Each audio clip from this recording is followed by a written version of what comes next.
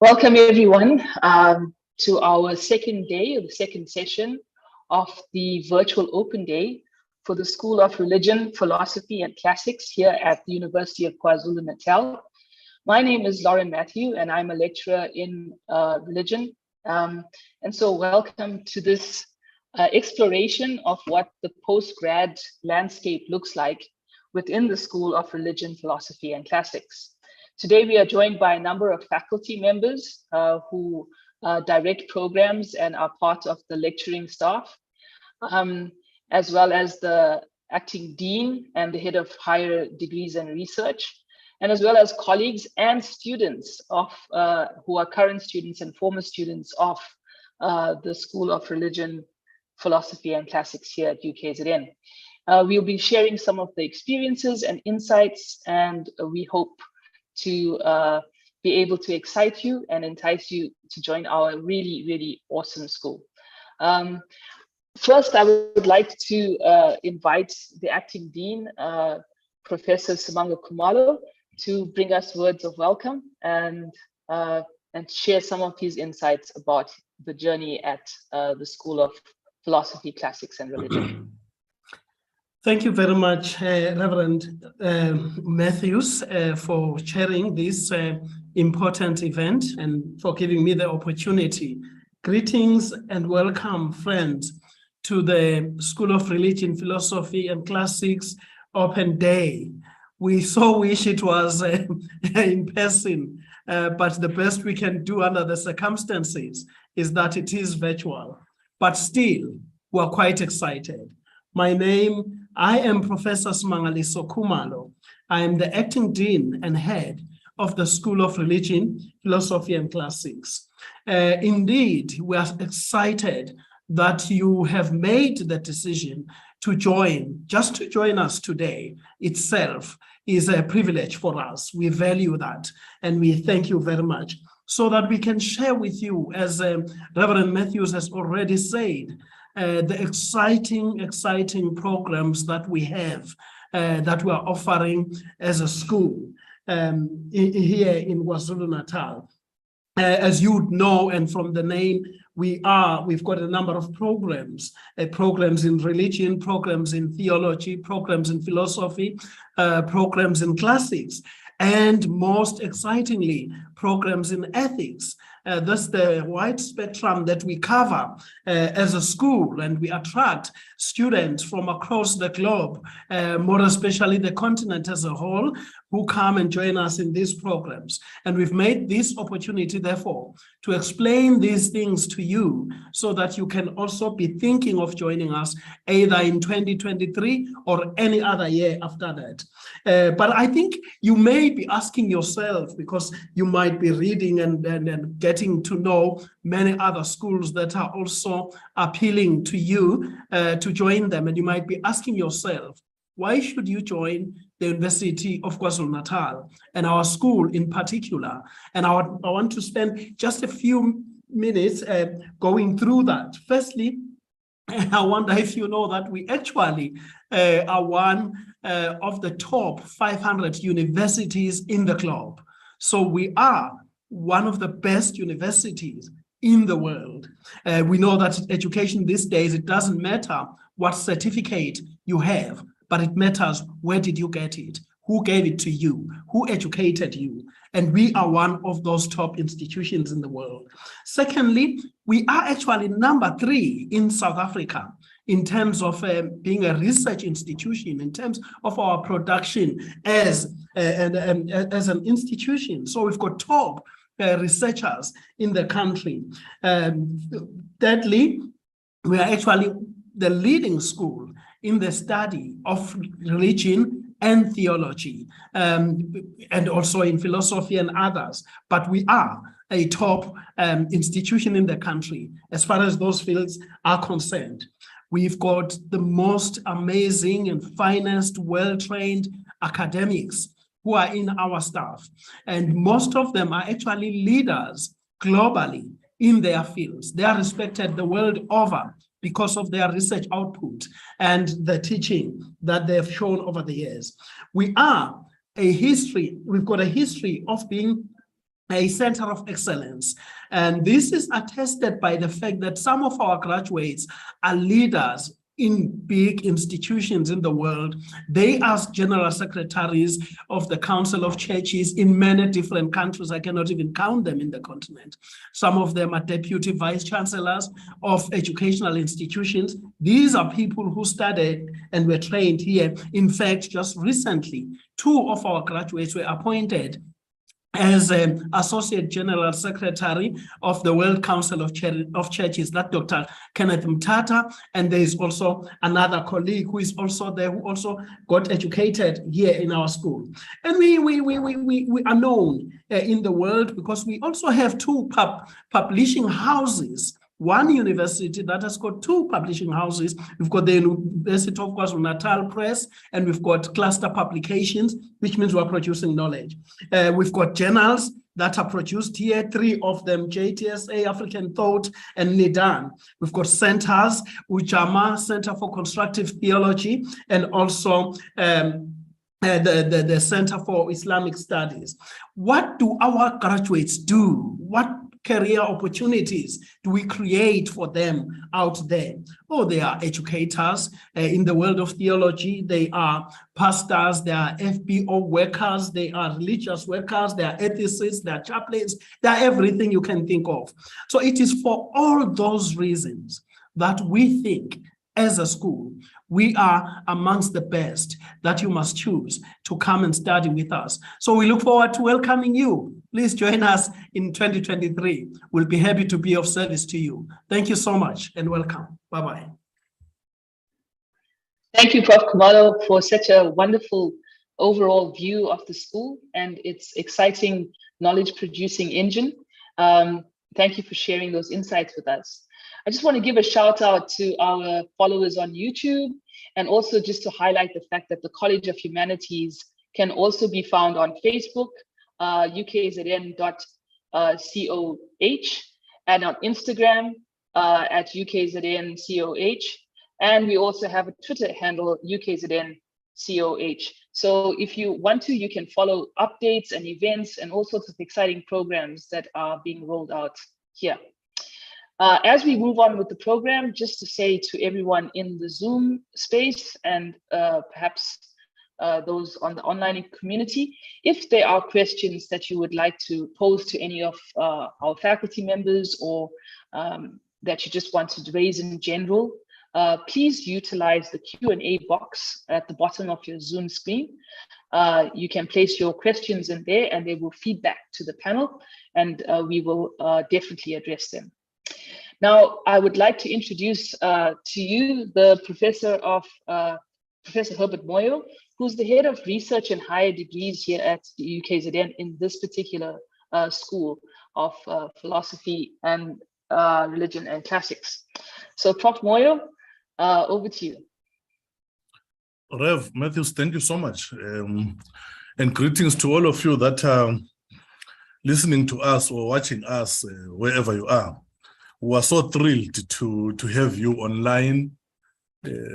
As Professor Khumalo has just said, that the mere fact that you are in this platform today is good news to us. Yes, I'm Professor Herbert Moyo, and I'm the head of research and higher degrees in the school. And what an exciting school. I always enjoy saying, why do we call it research? Why don't we say these students are doing search? Instead, we say research. So the whole idea is that we are so patient. We search and search again for information, to have facts. We search and search again to produce wonderful dissertations for our students. And we also search and research for our academics also to publish articles in high-rated journals, chapters in books and books. So really, we are a research-centered institution, so to speak. And we've got a wide variety of areas where we do our research. For instance, we've got classics, we've got ethics, philosophy, We've got religion and social transformation. We've got religion studies in Howard College. We also have theology, and under theology, Simanga, Professor Kumalo was saying, we've got leaders in their own right. He forgot to say that he is actually a product of this school himself. I'm equally a product of this school, so it does produce leaders. So in theology, we've got a number of programs under theology, like African theology, biblical studies, history of Christianity, Catholic theology, Christian spirituality, gender and religion, ministerial studies or practical theology, religion and governance, issues of politics there, theology and development, how does the church participate from a theological standpoint in issues of development. We've got systematic theology. And I must say that we are slowly in our research, not consuming theology, but doing theology. We are theologizing. So these are the programs that we do, and we do this at honors level and master's level. For our honors, if you are gifted and hardworking, you can do our honors research project in half a semester, and you graduate with your honors, including the coursework that you would have done. For masters, we've got two types of master's degrees. We've got an entirely research-based master's degree, where you get all your credits from just doing your research and writing your dissertation. And the good news with that kind of research is that we do have fee remission for that. Those who may be struggling to pay, if you are registered full-time, if you do your master's by research only, we offer you fee remission. So you don't have to worry about tuition fees. If you are an international student, you will have to pay, of course, for the international student fees, which is less than 2,000 Rand for your studies. And the degree can be done also in 1 year. The second type of our masters is masters by coursework. So you do courses that were explained, I think, yesterday. Then you also do a research component, which is half a dissertation. In that one, you can apply for some bursaries that are available in the school. Then we've got PhDs. Our PhD is entirely research-based. Though we do assist our students with proposal writing, we do have Professor Sekla and some colleagues doing a wonderful module on proposal writing, and PhD students that have not done their masters with us will be encouraged to do that proposal writing module so that you don't struggle with your proposal. But even so, this school is so caring that once you are done doing your proposal, you think you're okay, we ask you to defend it. And the defense is not military style. It's where you share with us what you think you want to do. And there will be a panel of experienced scholars that listen to you. That is for your masters and for your PhD. We listen to you, we engage you, we assist you to improve your proposal. So we're so caring that we don't even allow you to do it on your own. You do it with a supervisor. From there, the supervisor embraces the rest of the colleagues that form up the oral review panel. Then we engage you, we assist you, we walk alongside you so that you can produce a good proposal. Thereafter, a thesis. So in brief, that's that. Maybe I would say, if you have got access to check our graduation programs, because they are also online, just check how this school is faring in the university. We are graduating students that become people with names and titles in society. Just as Professor Kumar has alluded, that we have got vice chancellors, we have got general secretaries of councils of churches, We have got philosophers that are respected, and we have got people that have done religion to an extent of being invited as guest speakers in international forums. So we are a proud school that produces leaders for the future and now. Thanks. I think if there are questions, they will ask, but I think for now, Matthew, thanks so much. Thanks, Prof. Moyo. Yes, indeed, we are truly a very caring space here at the college, at the school, and we try really hard to support each other through the journeys, whether it be from honors or into your PhD. We really try to cultivate an excitement and a sense of community around the study experience and the research experience. I'm now going to ask some of our faculty members who are from our different disciplines to speak a bit about what is on offer. And we have a number of disciplines within our school. There is religion, there's philosophy, there's classics, there's ethics, and there is theology. And each of these has really amazing stuff, cutting edge thinking. And so I'm going to ask some of them to speak a bit about what they are doing and what the scope is for postgraduate studies in their different disciplines. And along with them are some current students who are currently studying either at honors and master's level, and they will also speak. So first up, I want to ask Dr. Richard Civil if he would talk a bit about philosophy, and then I would ask one of our philosophy students to have a shot at the floor. Thanks, Lauren, and welcome everybody. As introduced, my name's Richard Civil. I'm in the philosophy department, and I think this is a very exciting point for you, thinking about pursuing postgrad studies, whether it's at honors level, masters, or a PhD. Postgrad study is a really significant change from undergrad. So if you think about it, it marks a significant shift towards specialization. For those of you who are pursuing honors, it's going to be the first time that you study a single discipline. Another significant difference is the expectation of independence.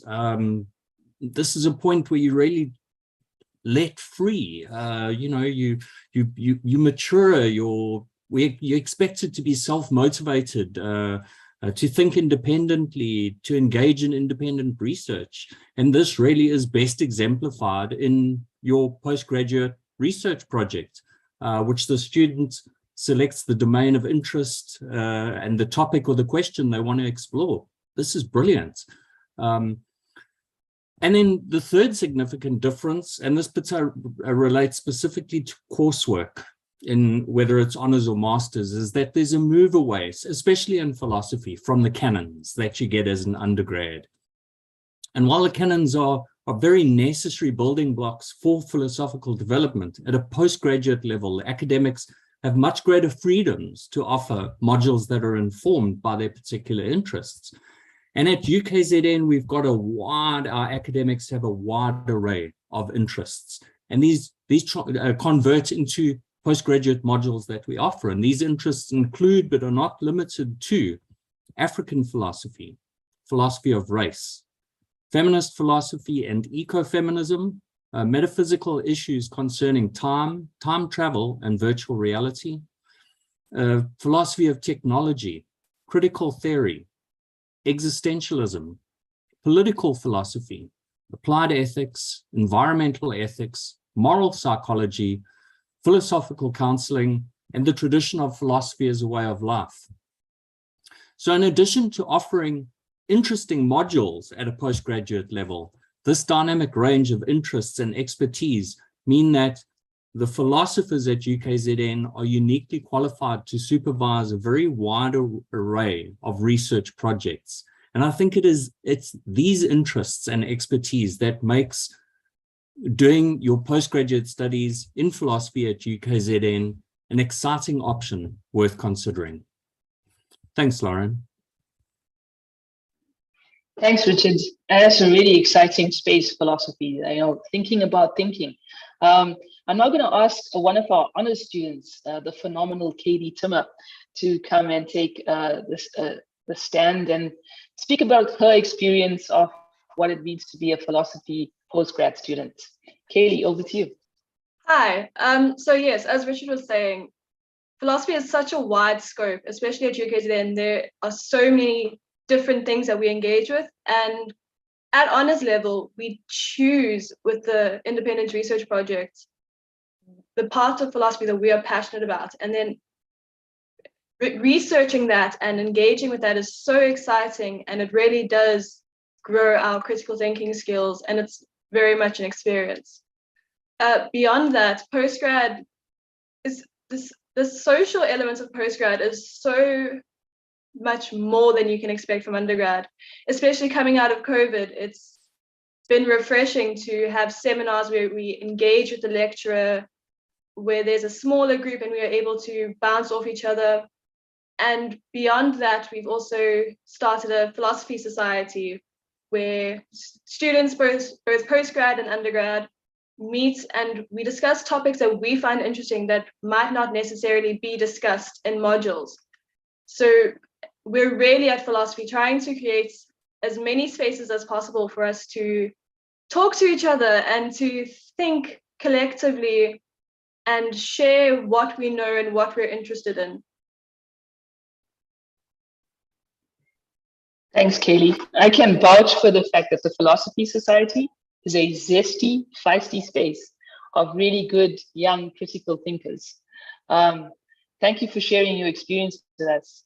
I'd now like to switch tack a little bit and ask Dr. Cherry Muslim if she would like to take the floor now and speak a bit about what religion as a discipline offers in postgrad. Hello, welcome everybody to this space. Hopefully you have enjoyed the presentation so far. I'm Cherry Muslim. I am from the religion discipline and I am the Islamic Studies lecturer within the department.